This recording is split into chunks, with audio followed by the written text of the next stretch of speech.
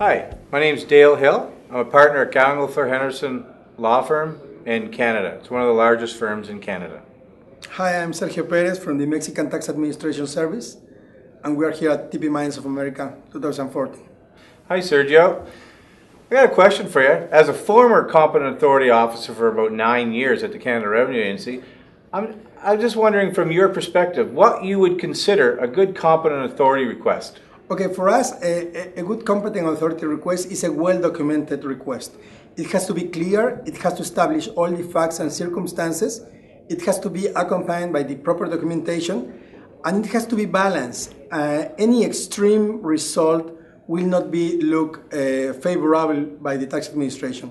It has to be well documented, as I said, and it has to be presented on time. You have to be very careful about the double tax convention you are using, because you know the notification requirements vary from convention to convention.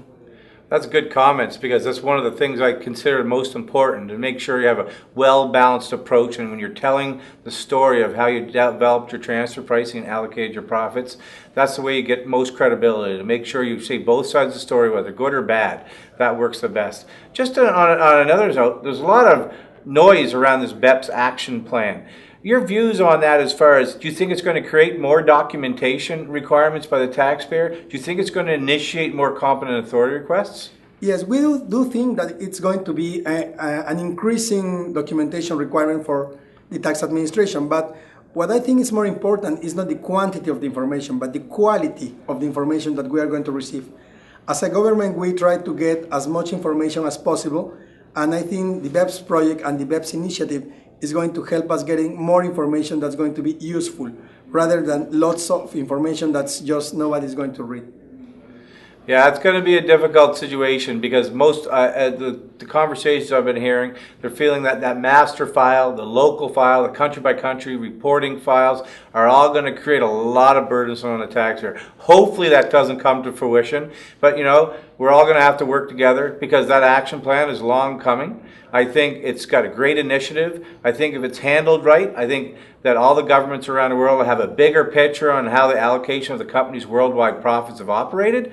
So if you take a right approach, that action plan can work. Whether they get consensus or not, I'm not sure that matters anymore on the action plan, because I think the original thoughts, the ideas, they're out there in the governments, and I think they're going to implement those ideas when they're going to the competent authority, and even before they get to the competent authority, when they're performing their documentation. In particular, Mexico. Sergio, what is Mexico doing on Action 14?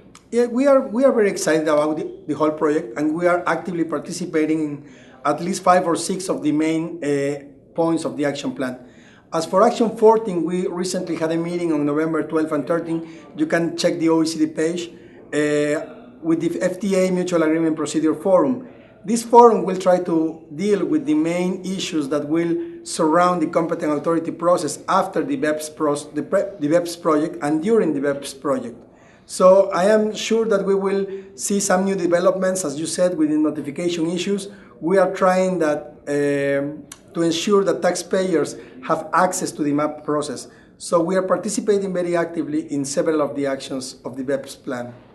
Well, that's good comments. It's good that your country's taken light of what's going on, taking it seriously. All countries are taking it seriously, and I think the Beps program, if all countries put their resources into it, move forward with the best interests of the worldwide economy, I think it's going to work forward, and with the OECD working as fast as they're going and as diligent as they're going, we may see this before the end of our careers. Yes, I hope so. It's a very ambitious plan, and I hope we have some deliverable results by September 2015, the latest.